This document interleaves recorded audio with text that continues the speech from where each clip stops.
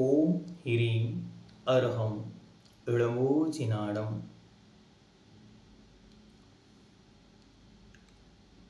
द्वादश वर्षीय स्वाध्याय पाठ्यक्रम अष्टम वर्ष के अंतर्गत जैन सिद्धांत प्रवेशिका पंडित प्रवर श्री गोपाल दास जी बरैया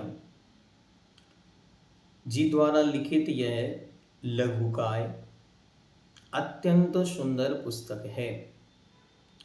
इसके तीसरे और चतुर्थ अध्याय पर इस वर्ष आपको परीक्षा लिखनी है। तो इसमें से तृतीय अध्याय की जो वीडियो हैं वो आपको डिस्क्रिप्शन बॉक्स में मिल जाएंगे, आप वहाँ से उन्हें देख सकते हैं। आइए अब हम चतुर्थ अध्याय प्रारंभ करते हैं।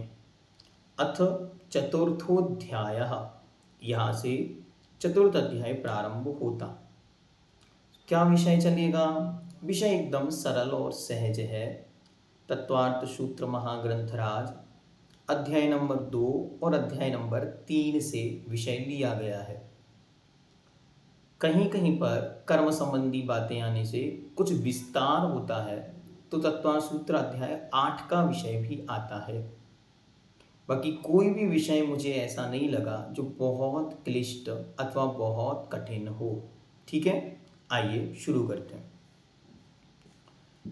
तो प्रश्न अध्याय नंबर 4 कहाँ से प्रारंभ हो रहा है? प्रश्न नंबर 543 453 से ये प्रारंभ होगा और 582 582 तक चलने वाला है। जीव के असाधारण भाव कितने हैं? तो जीव के जो जीता है उसका नाम जीव है, और उसके असाधारण, असाधारण मतलब क्या होता? असाधारण का मतलब होता है विशेष, अथवा यूं कहो जो सब में नहीं पाए जाते उनका नाम है असाधारण। तो कितने हैं? तो 5 हैं। कौन कौन से? औपसमिक, छायिक, छायोपशमिक अर्थात मिश्र, औदयिक और पारिणामिक। इस प्रकार यह 5 भाव हैं। अब क्रमशः इनकी एक एक की डेफिनेशन सामान्य से। यद्यपि तत्वार्थ सूत्र अध्याय नंबर 2 का जो हम लोगों ने अध्ययन किया है, तो इसमें विस्तार से उसकी चर्चा उपलब्ध है। उसकी लिंक भी आपको डिस्क्रिप्शन में दे देंगे। तो वहाँ पर 5 भावों की विस्तृत चर्चा आप उदाहरणों के माध्यम से भी देख सकते हैं। यहाँ पर सामान्य चर्चा चलती। औपशमिक भाव किसे कहते हैं? जो भाव किसी कर्म के उपशम से होता है उसे औपशमिक भाव कहते हैं। छायिक भाव, जो भाव किसी कर्म के क्षय से होता है उसे छायिक भाव कहते हैं। छायोपशमिक भाव, जो भाव किसी कर्म के क्षयोपशम से अर्थात गुण के अंश के प्रकट होने से होता है उसे छायोपशमिक भाव कहते हैं। औदयिक भाव, जो भाव किसी कर्म के उदय से होता है उसे औदयिक भाव कहते हैं। पारिणामिक भाव, जो भाव कर्म के उपशम, क्षय, क्षयोपशम या उदय की अपेक्षा के बिना जीव का स्वतत्व अर्थात अपना निजी भाव है, उसका नाम पारिणामिक भाव है। याद करने का सिंपलेस्ट साधारण तरीका क्या है? तो अच्छी तरह, जो उदय से हो वे औदयिक, जो क्षय से हो वे छायिक, जो क्षयोपशम से हो वे छायोपशमिक, जो उपशम से हो वे औपशमिक, और जो इन 4 के बिना हो उनका नाम है पारिणामिक। अथवा जैसे हैं वैसे के वैसे ही जानना, इसका नाम है पारिणामिक। इसे समझने के लिए बहुत सुंदर उदाहरण आचार्यों ने प्रयोग किया, और उन्होंने कहा एक ग्लास में पानी आपने रखा, वो पानी जो है वह अपने आप में पारिणामिक पना है। उसके अंदर थोड़ी सी धूल या मिट्टी कहीं से आई, उसका नाम है औदयिक। कर्म का उदय, मिट्टी रूपी कर्म के उदय से जो अवस्था बनी, जो मटमैलापन है, उसका नाम है औदैक। किसी ने सलाह दी कि भाई इसमें थोड़ी सी क्या लगा दी देनी चाहिए, इसमें थोड़ी सी फिटकरी लगा दी जाए, तो उससे क्या होगा, ये सारा का सारा जो द्रव्य है वो बैठ जाएगा, मिट्टी बैठ जाएगी। इसका नाम है औपसमिक भाव, कर्म रूपी मिट्टी का शांत बैठना। लेकिन उस मिट्टी के साथ समस्या ये है कि वो अंतर्मूर्त से अधिक शांत नहीं बैठती। अंतर्मूर्त जैसे ही पूरी होगा और वह वापस उदय में आने लगेंगे, तो मिट्टी के कुछ छोटे छोटे से कण ऊपर आने लगे। अरे ये क्या हो रहा है, ऐसा देखकर तुरंत उस विवेकी ने मिट्टी को, जब वो पानी के कण ऊपर आने लगे, इसका नाम है छायोपशमिक भाव, और उन मिट्टी के कणों को हमेशा के लिए उस आत्मा से पृथक करने का जब दृढ़ निश्चय हुआ और उस जीव ने अच्छी तरह छाई भावों को प्राप्त किया, तो जो मिट्टी थी वो हमेशा के लिए अलग हो गई, मतलब वो कर्म अलग हो गया। इसका नाम हो गया छायिक भाव। और जो पानी की पूर्व में अवस्था थी, वापस उसी अवस्था में उसका हो जाना, इसका नाम है पारिणामिक भाव। तो इसी तरह ये परिणाम आत्मा में हैं। आत्मा, उसमें कर्म और वही कर्मों का आना, ये उदय, उन कर्मों का शांत बैठना उपशम, औपशमिक भाव, और उन कर्मों में कुछ अंशों का काम करना, कुछ का शांत बैठना, इसका नाम छायोपशमिक भाव। सर्वथा उन कर्मों का आत्मा से पृथक होना, जो पृथक हुआ वो उसका भाव बन गया। जैसे मिथ्यात्व की जो विरोधी प्रकृतियां हैं वे अलग हुई, तो उसी की जगह पे कौन आ गया, उसी की जगह पे आ गया छायक सम्यक्त्व, ऐसे तो आ गया छायक भाव। और उसके बाद जो आत्मा की प्योरेस्ट अवस्था है, जिसे हम शुद्ध ज्ञान दर्शन कहते हैं, जिसे हम ज्ञान दर्शन कहते हैं, जिसे हम जीवत्व भव्यत्व आदि कहते हैं, ये पारिणामिक भाव हैं। ठीक है, आइए अब इनके भेदों पर चर्चा करते हैं। औपशमिक भाव, सबसे पहले भेद बतला रहे हैं क्रमशः। तो पहले औपशमिक भाव के भेद दो, औपशमिक सम्यक्त्व और औपशमिक चारित्र। छायिक भाव, तो छायिक भाव 9, छायिक सम्यक्त्व, छायिक चारित्र, छायिक दर्शन, छायिक ज्ञान, छायिक दान, छायिक लाभ, छायक भोग, छायक उपभोग और छायक वीर अथवा छायक बल या छायक शक्ति। ये 9 लब्धियां भी कहलाती हैं, इन्हें 9 लब्धियां भी कहते हैं। नवलब्धि रमा धरंत, इस प्रकार की पंक्ति भी अरिहंतों के विषय में आती है कि अरिहंत भगवान के 9 लब्धियां, तो इन्हें 9 केवल लब्धियां भी कहते हैं, इन्हें 9 छायक भाव भी कहते हैं, और इन्हें 9 अनंत शक्ति के रूप में भी माना जाता है, क्योंकि इसमें अनंत चतुष्टय के 4 और अन्य 5 अंतराय कर्म के 6 से उत्पन्न होने वाले विशेष गुण, उनको मिला देने से ये बन जाता है। तो छायक भाव एक प्रकार से विशेष शक्ति आत्मा की है। उसका कहते हैं छायोपशमिक भाव, गुणों के अंशरूप जो प्रकट होते हैं, वो कैसे हैं, कितने हैं, तो 18 हैं। कौन कौन से, तो सम्यक्त्व, चारित्र, फिर क्रमशः आएंगे ज्ञान पर, तो ज्ञान में मति ज्ञान, श्रुत ज्ञान, अवधि ज्ञान और मनःपर्यय ज्ञान, ये 4 ज्ञान।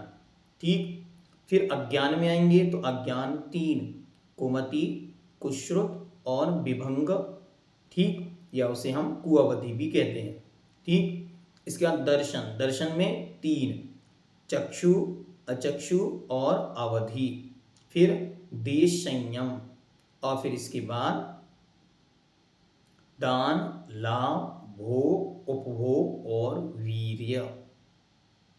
ये एक प्रकार से हमेशा के लिए याद रखना है कि कोई भी जीव जब तक संसारी अवस्था में है, प्रथम गुण स्थान से लेकर के 12वें गुण स्थान पर्यंत, अथवा नरक निगूध से लेकर के ऊपर तक 12वें गुण स्थान वर्ती मुनि महाराज तक, मतलब नरक, निगूध, त्रियंच, मनुष्य, देव, संपूर्ण स्थितियों में जीव रहे, तो उसके पास छायोपशमिक भाव नियम से बने रहेंगे। कौन कौन से बने रहेंगे? कम से कम, तो कहा कम से कम दो ज्ञानों में से कोई दो ज्ञान कम से कम बने रहेंगे। ज्ञान में से मति और श्रुत, या कुमति कुश्रुत। फिर दर्शन में आएंगे तो चक्षु या अचक्षु, इन दो में से कोई एक बना रहेगा। फिर इसके बाद आते हैं हम अंतराय कर्म पर। तो अंतराय कर्म में से निरंतर प्रत्येक जीव के 5 नियम से पांचों लब्धियां प्रत्येक जीव के हमेशा बनी रहती हैं। इससे क्या फायदा? इससे आपको ये फायदा हो गया, अब आपको डरना नहीं। कहीं जाएंगे तो भोजन मिलेगा कि नहीं मिलेगा? लाभ अंतराय का क्षयोपशम लेके जाइए, भोजन मिलेगा ही मिलेगा। अरे हम तो खड़े होते नहीं बन रहा है, वीर अंतराय के क्षयोपशम की कमी है।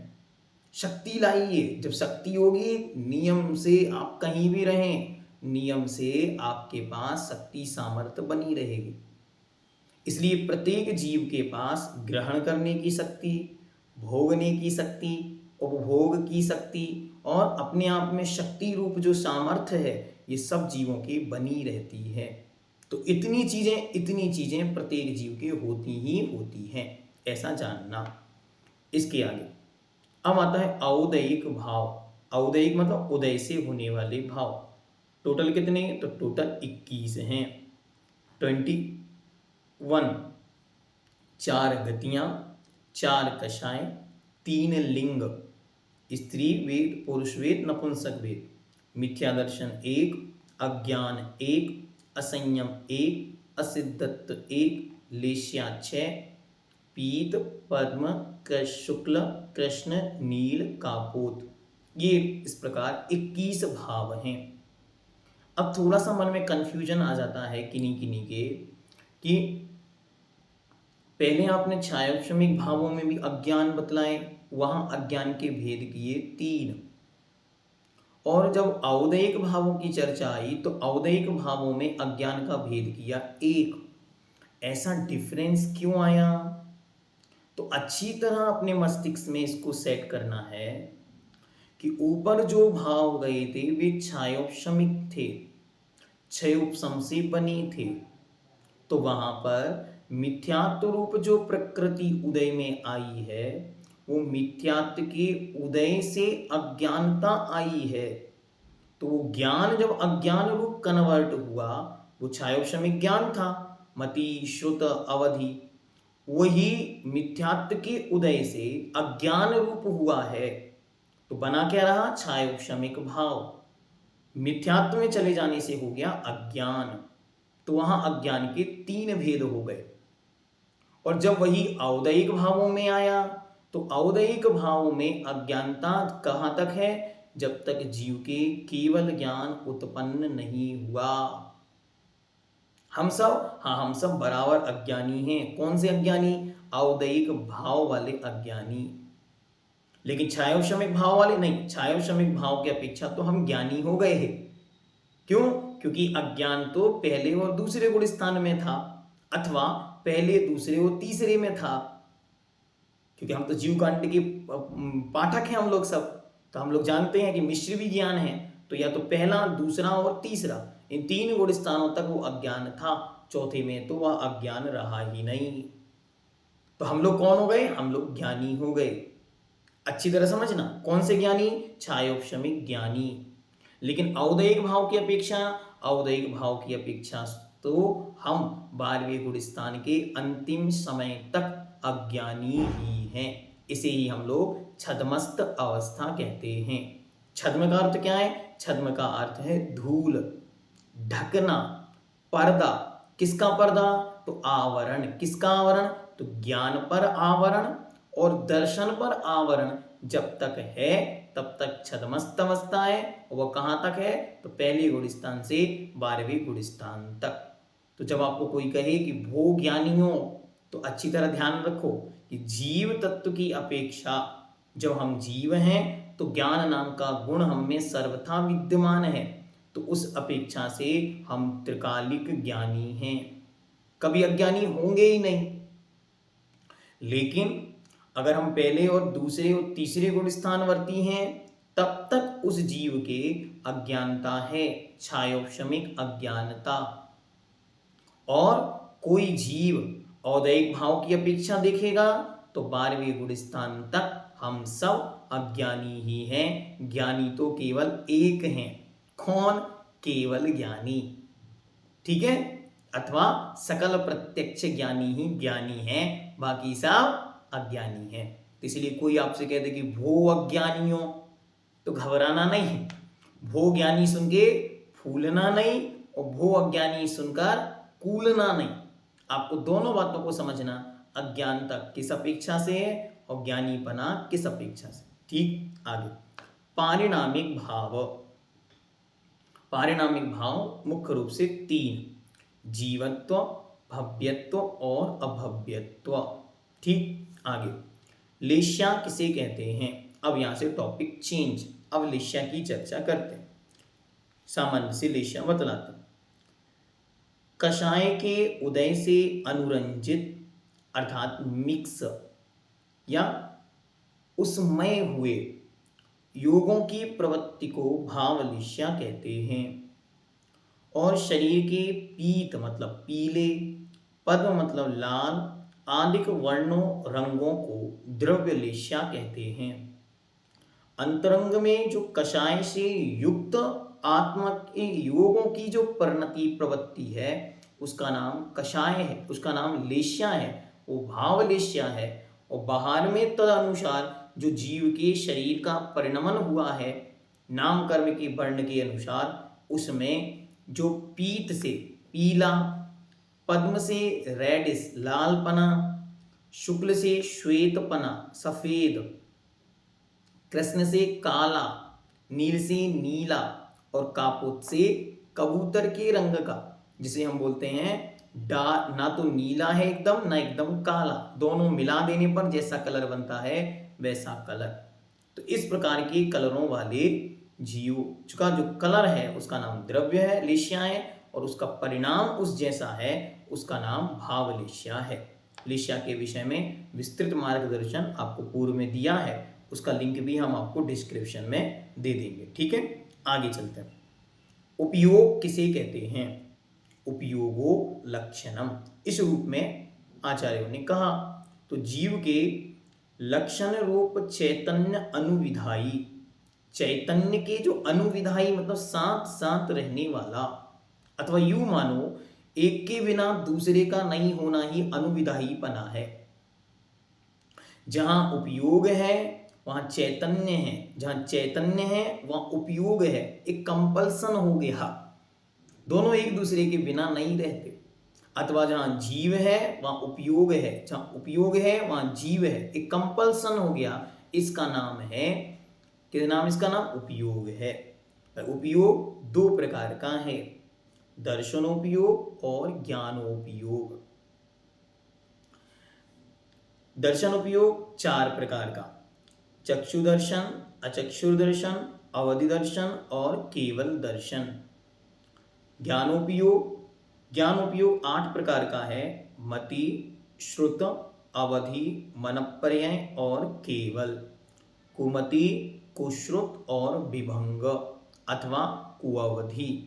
ठीक, हमेशा इस बात को ध्यान रखना, जब ज्ञान के भेद पूछे जाएं तो केवल 5, अज्ञान के पूछे जाएं तो 3, ठीक, और कहीं कहीं 1 औदैहिक की अपेक्षा।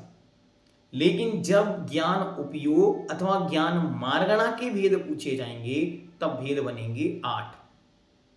अब कोई प्रश्न पूछ सकता है कि ऐसा क्यों होता है, जब ज्ञान 5 ही हैं, अज्ञान 3 ही हैं, तो ऐसे अलग अलग विवक्षा से कथन ना करके 8 क्यों कर देते हैं उपयोग में अथवा मार्गणा में।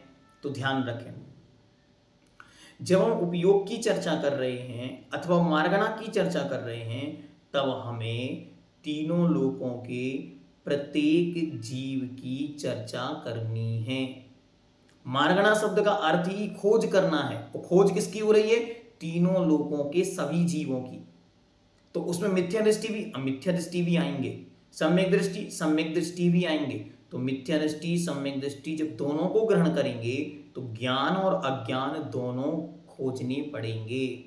इस अपेक्षा से ज्ञान उपयोग और ज्ञान मार्गणा के 8 भेद हैं और ज्ञान के 5 भेद हैं। ठीक, आगे संज्ञा किसे कहते हैं? तो अभिलाषा, वांछा को संज्ञा कहते हैं। अभिलाषा अर्थात चाह। संज्ञा कितनी प्रकार की है? 4 प्रकार की। आहार, भय, मैथुन और परिग्रह, ये 4 प्रकार की संज्ञा है। इनकी इच्छा होना, इनकी चाहत होने का नाम ही एक प्रकार से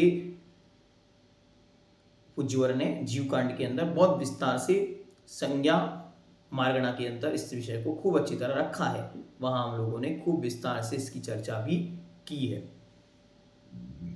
आगे मार्गणा किसे कहते हैं? हाँ, अच्छा शब्द है मार्गणा। मार्गणा क्या है? तो जिन जिन धर्म विशेषों, धर्म मतलब होगा गुण, विशेषों से जीवों का अन्वेषण, खोज किया जाता है, उन उन धर्म विशेषों को मार्गणा कहते हैं। जिन जिन चीजों के द्वारा जीव की खोज हो कि ये कहाँ है, कौन है, कैसा है, उसका नाम मार्गणा है। जैसे ज्ञान की अपेक्षा जीवों को खोजना, कषाय की अपेक्षा जीवों को खोजना, गुणस्थान की अपेक्षा जीवों को खोजना, इस प्रकार इसको कहते हैं मार्गणा। मार्गणा कितनी है? तो मार्गणा 14 है।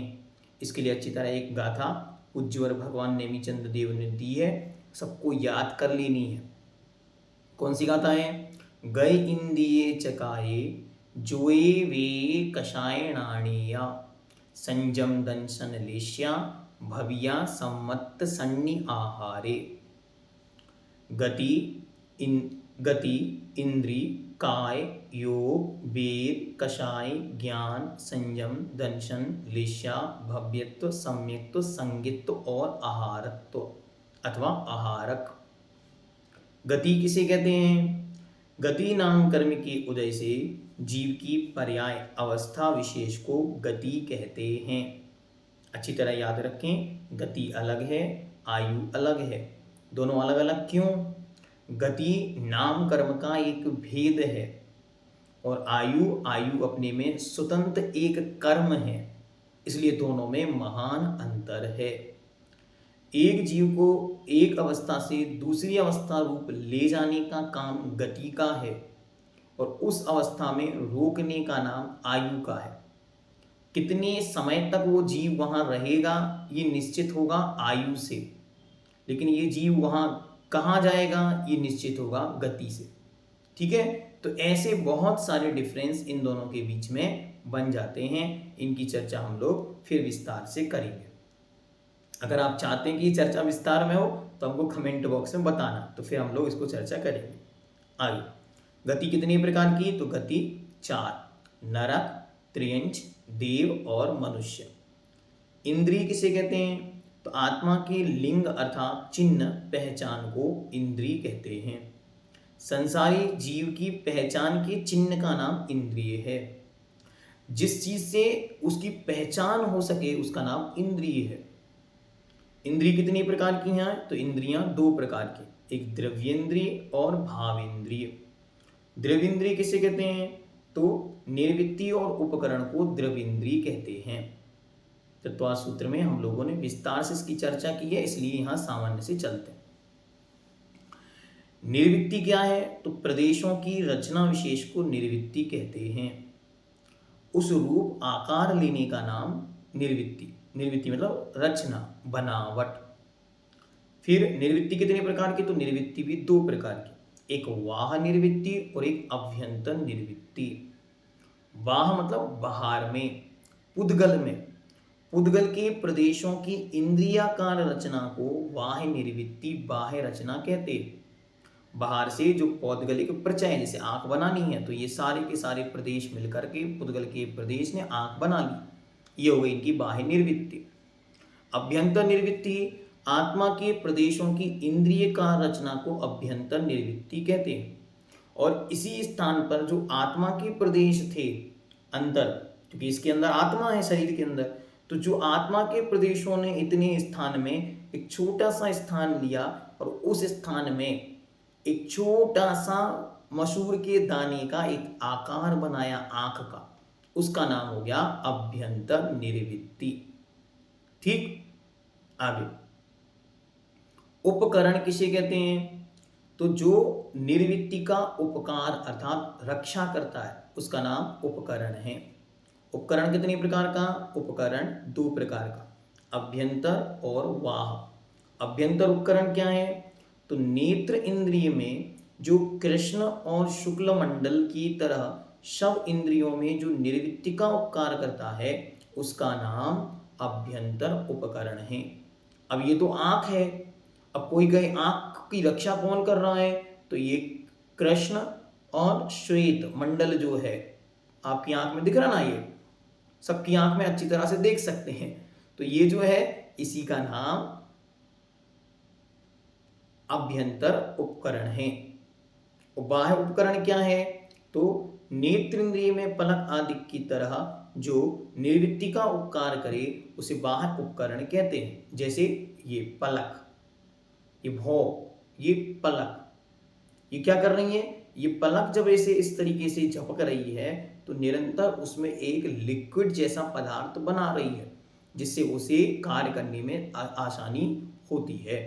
ये क्या कर रही है? डायरेक्ट यहाँ से आने वाला पानी अथवा पसीना अथवा जू आदि डायरेक्ट आंख में प्रवेश ना कर जाएं, इसलिए ये बाहर से उसकी रक्षा कर रही है, तो इसका नाम है वाह उपकरण। इसके बाद आता है भाव इंद्री। भाव इंद्री क्या है? तो लब्धि और उपयोग को भाव इंद्री कहते हैं। लब्धि और उपयोग का नाम भाव इंद्री है। लब्धि क्या है? तो अब लब्धि को बतलाते हैं।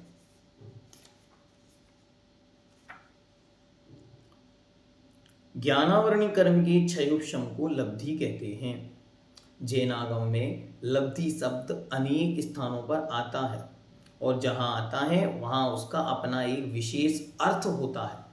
सामान्य से लब्धि का अर्थ होता है योग्यता, सामान्य से लब्धि का अर्थ होता है क्षयोपशम, लेकिन जहां जिस प्रसंग में वो आए वहां उसका अर्थ अपने आप में अलग होता है।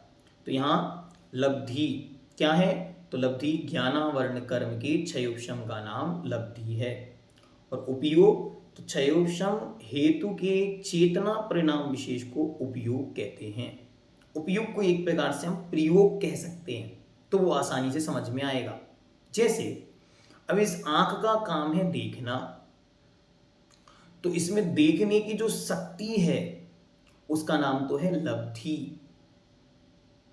चक्षु आवरण कर्म का मति ज्ञानावरण के अंदर चक्षु आवरण नाम का जो कर्म है उसके अनुसार हमको क्षयोपशम मिला, तो ज्ञानावरण कर्म का जो क्षयोपशम था उस क्षयोपशम का नाम तो है लब्धि।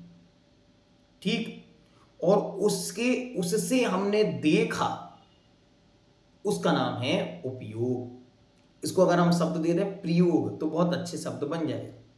अब इसमें बहुत अच्छी चीज एक समझने की विषय है, वो समझें आप। मानो जैसे आप कहीं बैठे हैं और किसी टेंशन में हैं, सामने से कोई व्यक्ति निकला और चला गया। लौट के वो व्यक्ति आया, ओह अच्छा आप भी आए हैं। आपने उससे पूछा, वो कहता अरे अभी आपके सामने से तो निकला। आपने कहा नहीं नहीं भाई गलती हो गई, मैं नहीं देख पाया। अरे मुझे ही देख रहे थे, इसी तरफ देख रहे थे आप तो आपके पास लब्धि है, देखने की शक्ति है, लेकिन आपका उपयोग तदरूप नहीं हुआ। तो तदरूप नहीं होने से आपने ध्यान नहीं दे पाया। तो क्या हुआ? लब्धि होते हुए भी, मतलब योग्यता होते हुए भी, क्षयोपशम होते हुए भी प्रयोग हो ये जरूरी नहीं। इसलिए दोनों में बहुत बड़ा अंतर है। और जो इस अंतर को समझ जाता है वो व्यक्ति बहुत ऊपर उठ जाता है। कैसे उठ जाएगा? हमारी आंख में देखने की शक्ति है, अब कुछ भी देखो, नहीं कुछ भी मत देखो, अंतरंग में प्रयोग और उपयोग को समझो कि उपयोग को कहाँ लगाना है। तो प्रयोग और उपयोग आपके हाथ में है, लब्धि तो सब इंद्रियों में सर्वथा है। तो पांचों इंद्रियों की लब्धि होने पर बेहल मत हो जाइए कि नहीं नहीं अब तो हमें क्षयोपशम मिल गया, शक्ति मिल गई तो अब हम तो कुछ भी कर सकते हैं, क्योंकि भाई शक्ति मिली किस लिए है। नहीं, ऐसा नहीं। उसका प्रयोग और उसका उपयोग कैसे होना है, कैसे करना है, ये हमें निश्चित करना है, अन्यथा सब गड़बड़ हो जाएगा। ठीक है, तो अच्छी तरह लब्धि और उपयोग को समझने से बहुत बड़ी गलतियों से हम बच जाएंगे और बहुत बड़ी योग्यता हमारे अंदर विकसित होगी। हम हर चीज का एक अच्छा प्रयोग कर सकते हैं। उसी आंख से हम मोबाइल के माध्यम से दुनिया भर के संसार को देख सकते हैं, अथवा दुनिया भर में चल रहे बहुत सारे विकल्पों को ग्रहण करके अपने आप को उन रूप ढाल सकते हैं, और उसी मोबाइल उन्हीं आंखों से हम अच्छे दृश्य को देख करके, क्लास आदि को पढ़ करके अपने चित्त को विशुद्ध, निर्मल और परिणामों को शांत कर सकते हैं, सहज कर सकते हैं, पवित्र कर सकते हैं। तो ये आपके ऊपर, इसलिए इंद्रियां इस रूप में मिली हैं, क्षयोपशम इस रूप में मिला है, ऐसा आरोप नहीं लगाना। हाँ, वरना बहुत सारे लोग कहते हैं कि नहीं अब इंद्रिय की शक्ति वैसी है तो क्या करें। नहीं, वैसा होते हुए भी हमें हमारे उपयोग की निर्मलता पर ध्यान देना है और उपयोग को फिर अच्छी तरह समझ के हुए प्रयोग करना। जैसा प्रयोग होगा वैसा उपयोग होगा, और जैसा उपयोग होगा तदनुसार लब्धि का कार्य होगा। मतलब हम हाथ पे हाथ रख के आंखें बंद करके बैठ गए तो लब्धि है, हाँ है, उपयोग नहीं है आंखों का, ऐसे। ठीक है, तो ऐसे ही अपनी पांचों इंद्रियों के विषय में विचार कर और उन पर कार्य करने का नाम ही साधना है। आगे, द्रव्य इंद्रिय के कितने भेद हैं? तो द्रव्य इंद्रिय के 5 भेद हैं: स्पर्शन, रसना, घ्राण, चक्षु, कर्ण अथवा श्रोत। स्पर्शन इंद्रिय जिसके द्वारा 8 प्रकार के स्पर्श का ज्ञान होता है उसे स्पर्शन इंद्रिय कहते हैं। रूखा, चिकना, कड़ा, नरम, हल्का, भारी, और रूखा, चिकना, कड़ा, नरम, हल्का, भारी, ठंडा, गरम। ठीक, ये 8 विषय स्पर्शन इंद्रिय के ये विषय हुए। फिर रसना इंद्रिय के विषय, जिसके द्वारा 5 प्रकार के रस अर्थात स्वाद का ज्ञान होता है उसे रसन इंद्रिय कहते हैं। मीठा, कड़वा, कषायला, चरपरा और तीखा, ये इसमें आ गए। घ्राण इंद्रिय क्या है? तो घ्राण इंद्रिय जिसके द्वारा 2 प्रकार की गंध अर्थात सुगंध और दुर्गंध का ज्ञान होता है उसे घ्राण इंद्रिय कहते हैं।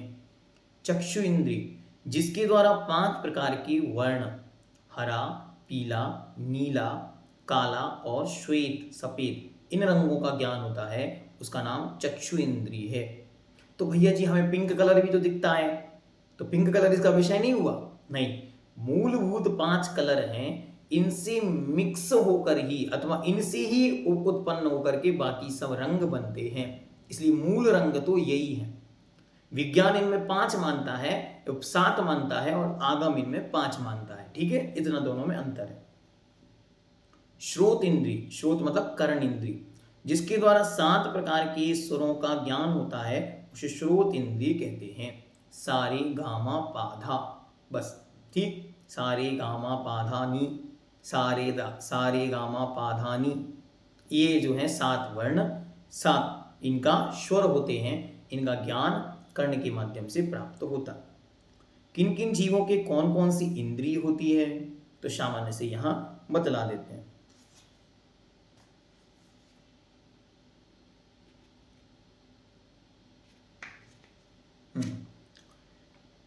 पृथ्वी, जल, अग्नि, वायु और वनस्पति, इन जीवों के एक ही इंद्रिय होती है, केवल एक, स्पर्शन इंद्रिय। और इंद्रियों के विषय में विशेष बात क्या? इंद्रियां हमेशा क्रमशः होती हैं, अक्रम नहीं होता। ऐसा नहीं कि किसी की 5 इंद्रियां हैं तो कोई भी 5 बन जाए, ऐसा नहीं होगा। स्पर्शन, रसना, घ्राण, चक्षु, कर्ण क्रम से होंगी। ऐसा नहीं है किसी की 4 इंद्रियां हैं तो पीछे की 4 हो जाएं, कर्ण, चक्षु आदि, नहीं, ऐसे नहीं होता। किसी की 2 इंद्रियां हैं तो कोई सी भी 2 हो जाएं, ऑप्शनल, ऐसा भी नहीं होता। कैसे होगा? जिसकी एक तो मात्र स्पर्शन, जिसकी दो तो स्पर्शन और रचना, जिसकी तीन तो स्पर्शन रचना घ्राण, ऐसे ही होगा। जिसकी चार तो स्पर्शन रचना घ्राण और चक्षु, जिसकी पांच तो स्पर्शन रचना घ्राण चक्षु और कर्ण।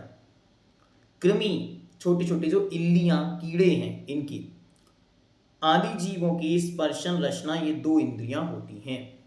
पिपीली अर्थात चींटी आदि जीवों के तीन इंद्रियां होती हैं, स्पर्शन रचना और घ्राण। भ्रमर अर्थात भौरा, मच्छर, मक्खी, बरैया, ततैया, इनके श्रोत के बिना अर्थात कानों के बिना स्पर्शन रचना घ्राण और चक्षु ये चार इंद्रियां होती। घोड़े आदि पशु, मनुष्य, देव और नारकी जीवों के पांच इंद्रियां होती हैं। इनको पकड़ने के लिए हमने एक छोटा सा लॉजिक तैयार किया, आप लोग उसको समझ सकें तो आपके लिए कार्यकारी होगा। छोटे छोटे से जो जीव जमीन पर रेंगते हैं वे दो इंद्रिय हैं। छोटे छोटे से जीव जो जमीन पर पैरों के बल चलते हैं वे तीन इंद्रिय हैं। और छोटे छोटे से जीव जो उड़ते हैं वे चार इंद्रिय हैं। ठीक, ये एक सामान्य लॉजिक है। हो सकता है कोई जीव इन कैटेगरी से बाहर भी आ सकता है और अदर भी इनमें कैटेगरी में आ सकता है। ठीक है, ये हमने अपने हिसाब से जितने उदाहरण अभी तक देखने में आए उसके हिसाब से डेवलप्ड किया, तो हमने आपको बता दिया। अब एक विषय और यहाँ पे आया है काय का, तो वह 511 तक चलेगा, तो अपन उसको एक बार देख लेते हैं, या इतना ही रहने दें, देख लेते हैं ना, 5-7 मिनट में हो जाएगा। काय किसे कहते हैं? तो त्रस स्थावर नाम कर्म के उदय से प्राप्त पुद्गल के प्रचय अर्थात प्रदेश प्रचय मतलब समूह, प्रदेशों का समूह को काय कहते हैं। त्रस किसे कहते हैं? तो त्रस नाम कर्म के उदय से 2 इंद्रिय, 3 इंद्रिय, चतुरिंद्रिय और पंच इंद्रिय में जन्म लेने वाले जीव को त्रस कहते हैं। स्थावर किसे कहते हैं? तो स्थावर नाम कर्म के उदय से पृथ्वी, जल, अग्नि, वायु, वनस्पति आदि एक इंद्रियों में जन्म लेने वाले जीव को स्थावर कहते हैं। बादर किसे कहते हैं? जो स्वयं दूसरों से रोकता हो अथवा दूसरे को रोकता है उसका नाम बादर है। जैसे ये है तो यहाँ से वो जीव आएगा तो ये उसके लिए बाधक बना, अथवा वो जीव यहाँ स्थित है और कोई जीव वहां से गुजर रहा है तो उसे रोकता है, उसका नाम बादर है। अथवा जिसे किसी आधार की आवश्यकता पड़े, बिना आधार के जो ना रह सके, उसका नाम है बादर। और सूक्ष्म क्या है? सूक्ष्म इसके अपोजिट है। जो स्वयं दूसरों से नहीं रुकता और दूसरे पदार्थों को नहीं रोकता उसका नाम सूक्ष्म है। जो ना रुकता है ना रोकता है, ना उसे किसी आधार की आवश्यकता है, उसका नाम सूक्ष्म है।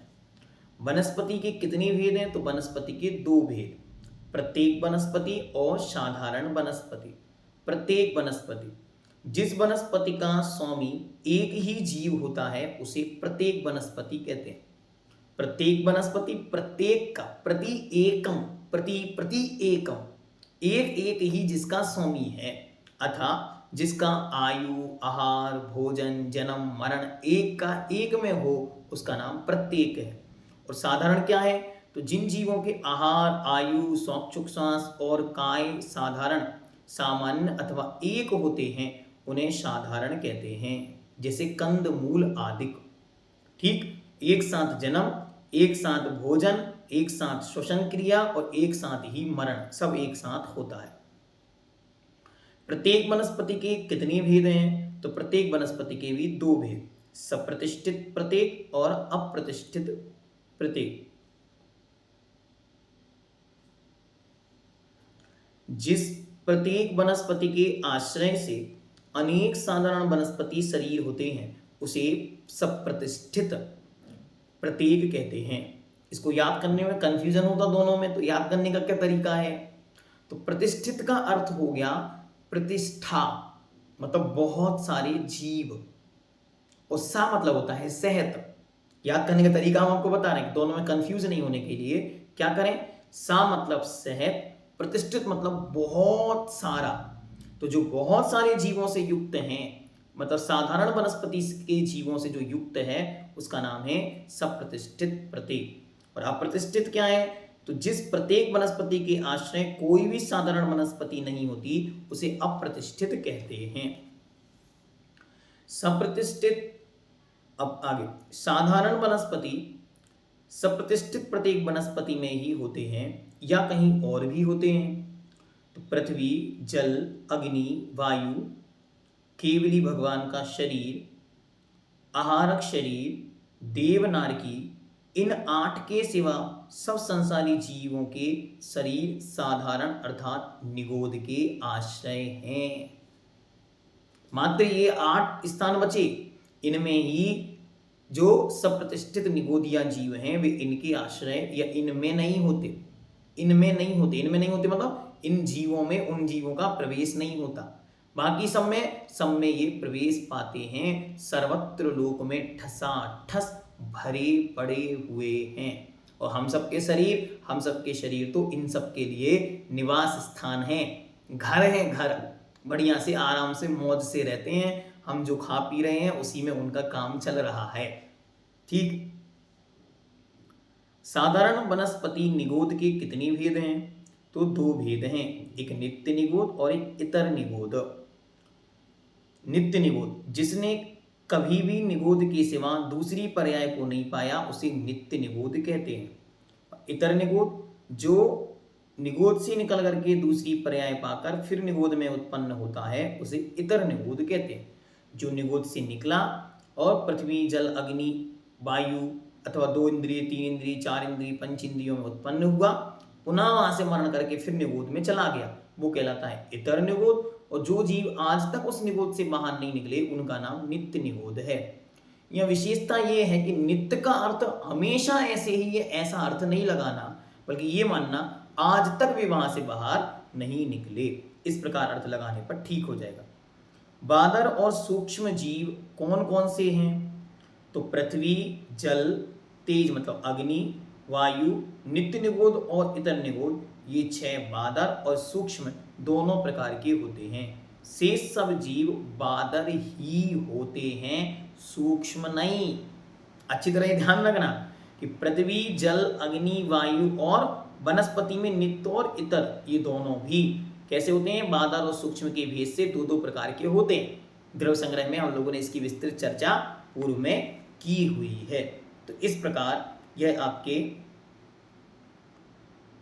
511 प्रश्न यहाँ पर पूर्ण हुए, 511 तक। आगे का विषय हम आगे देखेंगे। वहाँ योग मार्गणा और वेद मार्गणा आदि जो मार्गणा का क्रम है उसी को सामान्य में आपको समझा रहे हैं, क्योंकि इस ग्रंथ का नाम है जैन सिद्धांत प्रवेशिका। जिनेंद्र भगवान के द्वारा कहे गए सिद्धांत, सिद्ध हैं अंत में जिसके, ऐसे सिद्धांत रूप आगम ग्रंथों के प्रवेश के लिए जो की है, चाबी है, कुंजिका है, दरवाजा है, खिड़की है, उसका नाम जैन सिद्धांत प्रवेशिका है। तो ऐसी ये जैन सिद्धांत प्रवेशिका, इसको कोई अच्छी तरह पढ़ लेता है तो सिद्धांत ग्रंथों में, जीवकांड, कर्मकांड आदि ग्रंथों में प्रवेश सहजता से हो जाता है, क्योंकि वहाँ जाके आपको ये सब चीज़ें इतनी शॉर्ट में नहीं मिलती। वहाँ तो एक बड़ी सी गाथा होती है और उसके एक्सप्लेनेशन में बहुत सारी चीज़ों की आवश्यकता पड़ती है। इसलिए इतना सरल और सहज कौन कर सकता है? तो ये पंडित जी साहब को जब स्वयं ने उन्होंने अध्ययन किया और जब उन्हें कठिनाई लगी तो उन्हें लगा कि इसको कैसे सरल और सहज कर सकते हैं, तो इस माध्यम से ये सरल और सहज हो सकती है। तो पंडित जी साहब ने एक गाइड के रूप में, एक की के चाबी के रूप में, खिड़की के रूप में, एक दरवाजे के रूप में, एक सीढ़ी के रूप में ये जैन सिद्धांत प्रवेशिका रखी है। और पंडित जी साहब बहुत बड़े उदार मना व्यक्तित्व, शांत चित्त, परम ज्ञानी और अपने जीवन को जिनेंद्र भगवान के आदर्शों से एक साव उत्तम जीवन जीने वाले बहुत ही महान, और आज वर्तमान में जो शादवाद महाविद्यालय मुरैना के अंदर स्थापित है उसके प्रेरणा स्रोत, नींव रखने वाले, उसे चलाने वाले और उसके माध्यम से सैकड़ों विद्वानों को पैदा करने वाले ये पंडित जी साहब थे। इनका व्यक्तित्व बहुत विराट है। कभी हम विस्तार से इनके व्यक्तित्व पर ही चर्चा करेंगे, उसकी रिकॉर्डिंग भी आपको इसी के डिस्क्रिप्शन बॉक्स में व्हाट्सएप ग्रुप पर मिल जाएगी। आज के लिए इतना पर्याप्त। आगे हम पुनः आगे का विषय देखेंगे। जैनम जयतु शासनम।